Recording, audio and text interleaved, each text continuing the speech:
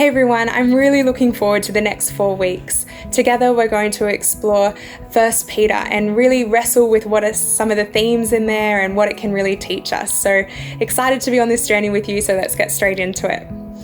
When we look at any book of the Bible, it's really important for us to understand some of the context of what's going on. So who wrote the letter? Why was it written? When was it written? The purpose of this is so that we can approach the text properly, to be able to read between the lines a little bit if we need to, and to understand what is applicable for just in that moment, or then what we can take into our own lives. So 1 Peter is a letter, one of 2 letters, 1 and 2 Peter, and the author is Peter.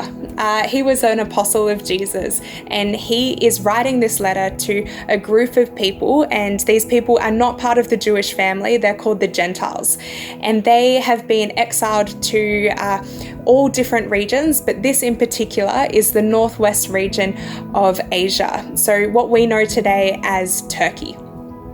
So Peter writes a letter of encouragement to these people because they are really suffering. As you can imagine, they are pioneers of the Christian faith. And so they're taking this gospel message into a place that's never heard it, and they're having some hostility towards them. So Peter's really wanting to remind them of the hope that they have in Jesus, and then to spur them on and encourage them to continue to live a holy life, one that replicas Christ, even in the spite of these tough times and people really persecuting them. It's a really great reminder for us as well how to live a life of the gospel, not just believing it, but acting it in our everyday. So let's dig into it. First chapter, here we go. The letter starts off with Peter introducing himself, which most letters do, and then he addresses who he's speaking to, as we just covered. The first thing that he really brings their attention to then starts in verse 3. It says, "In his great mercy, he has given us new birth into a living hope through the resurrection of Jesus Christ from the dead, and into an inheritance that can never perish, spoil, or fade." Peter starts this letter off with this reminder of the eternal hope that we have in Christ, this inheritance that will not fade, it will not spoil or perish. This is really important because when times are tough, and you and I would know that sometimes things in life are extremely difficult, and it's hard to remember exactly why we're holding strong to our faith. He says that it's important to have this eternal perspective really there for us. He carries on in verse 8, it says, "Though you have not seen him, you love him. And even though you do not see him now, you believe in him and are filled with an inexpressible and glorious joy." You know, for me, sometimes when I read the Gospels and I hear the accounts of Mark and Luke and John and Matthew about how they saw firsthand Christ being raised from the dead, it's easy to think, well, yeah, guys, you were there. You saw it firsthand, and of course you believe it. But what I love here is that Peter is encouraging these people, saying that you guys weren't there, you didn't see it, but yet you love him, you know him, and you believe in him, even though you weren't there at the resurrection. And this is where we can really feel included in the story, because that's our story as well. We weren't there during the resurrection, but we know Christ, we believe in him, and we love him. And it's from that place that then we're able to live in a way that honors him. They are really filled with a joy knowing what salvation in Christ means for them. And that, when we read it, should leave us as well in awe and wonder, and joining in on that inexpressible, inexplainable joy that means that we know where our future's headed. We have that eternal perspective as well. In this same section, Peter expresses that this knowledge of Christ and this salvation that we have is worth more than gold. He says that even though gold goes through the fire and is purified, it doesn't last. But for us, our salvation is something that lasts eternally, and that's a real hope and wonder that we have. He says that this provides a genuineness of our faith.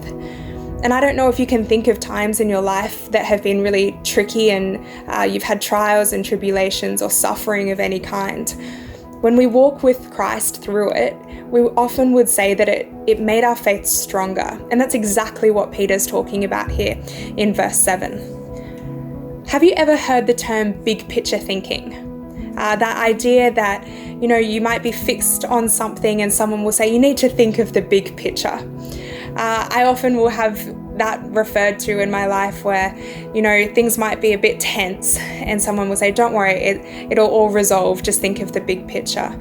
That's all well and good if the big picture is great. So the thing that he's doing here in writing about this inheritance, this eternal perspective, he's saying that where we're going is so good, it's so much better than here on earth. So live with that eternal perspective in mind. These people that he's writing to, they, as I mentioned, are the pioneers, taking this Christian faith to a place where they may not have heard it, but they definitely don't respect it. And I wonder how familiar that sounds to a lot of us. Perhaps we're taking our faith into our workplaces or into our families, and it's not necessarily received all that well. That's the same environment that these guys are in, that Peter is trying to encourage. And so we can really take this encouragement for our own and wonder, how can I be strengthened and encouraged in my faith, remembering why it is that I'm doing what I'm doing, and the fact that Christ has finished it all on the cross, and we're just now getting to live in that wake of the inheritance that will one day be ours. So whatever it is that's going on in our worlds, I don't want to brush over the fact that it might be confusing, it might be scary, it might be really heartbreaking and frustrating. Whatever it is, I don't want to make light of that, because what these people were suffering was very real, and it was extremely trialing.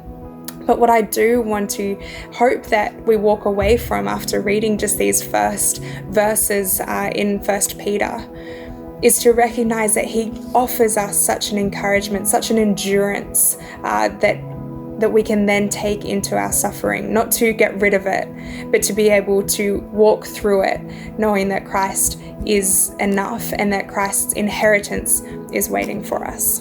Verse 3, it says that it is in his great mercy that he has given us new birth into a living hope through the resurrection of Christ. So I'd now love you guys to discuss some of this. Take a moment, the questions will appear on the screen, but take a moment to really flesh it out. First off, just go around the group and discuss anything that kind of stood out to you, anything that you didn't know that was fresh, something that was challenging, something that was surprising, anything that kind of has jumped out. Why don't you start off with that and discuss it around in your groups? Then I'd love for you to read 1 Peter chapter 1, verses 3 to 9. Even read it a few times in different translations if that's helpful. For you, what is something that you believe God is showing you about his character? Or what is something that's going on in your life at the moment that needs attention with these verses in mind? Lastly, maybe you can go around the group and ask one another, what is some big picture thinking that you're needing in your life right now? A reminder that while it may be extremely hard and challenging, what is something that is needing to be strengthened in your faith? Have a moment now to really discuss these things and flesh it out with one another, and we'll see you next week.